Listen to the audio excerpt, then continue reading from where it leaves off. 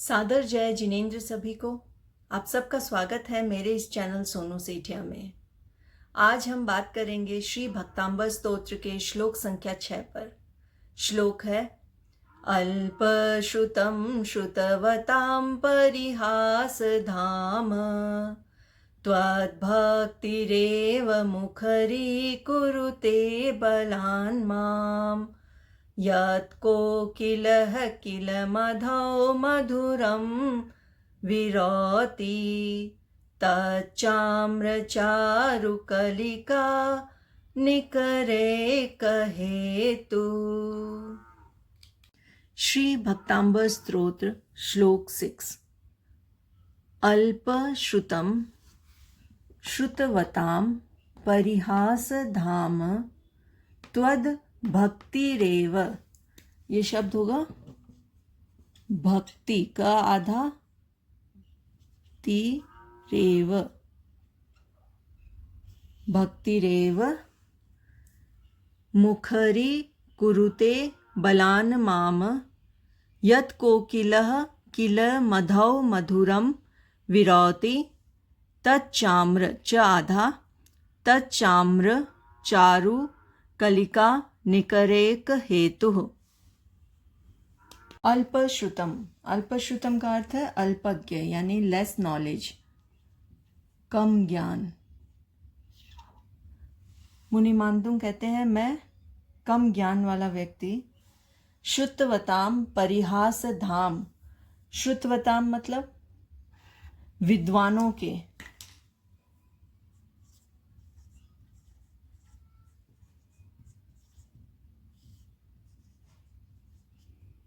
विद्वानों के परिहास धाम हंसी का पात्र हूँ। परिहास धाम, परिहास मतलब उपहास का पात्र या हंसी का पात्र हूँ, हंसी का पात्र। त्वद् आपकी, भक्तिरेव ये शब्द है भक्ति रेव विच इज इक्वल टू भक्ति प्लस एव।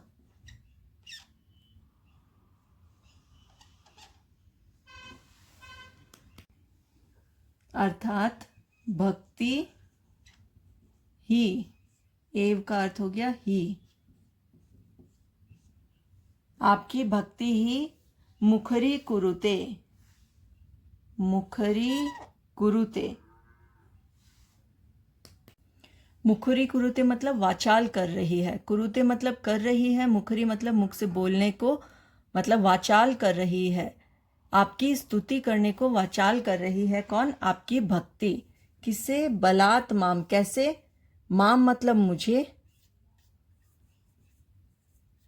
बलान माम का विच्छेद हो गया, बलात् प्लस माम, माम का अर्थ होता है मुझे या मुझको, एंड बलात् मतलब जबरदस्ती,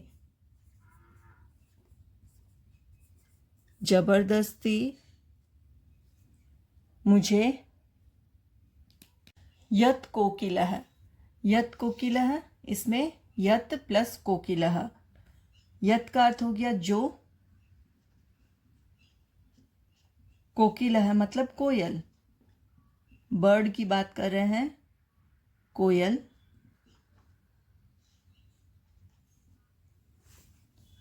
कील, कील का अर्थ है निश्चय से, निश्चय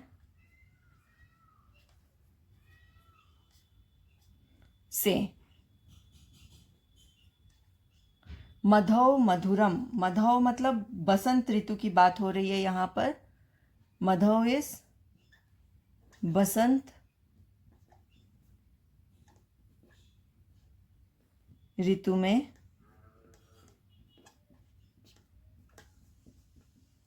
मधुरम मीठी,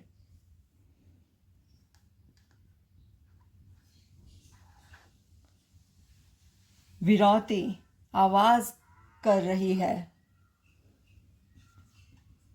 आवाज़ कर रही है।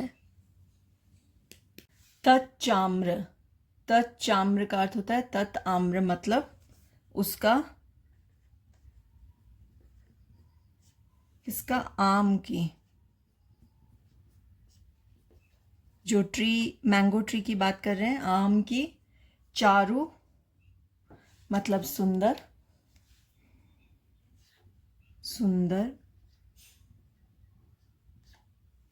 कलिका यानी कि मंजरी, आम की सुंदर मंजरी का। निकरेक हेतु, निकर मतलब समूह है,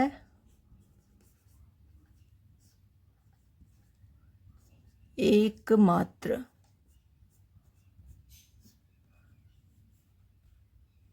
हेतु मतलब कारण, एकमात्र कारण है।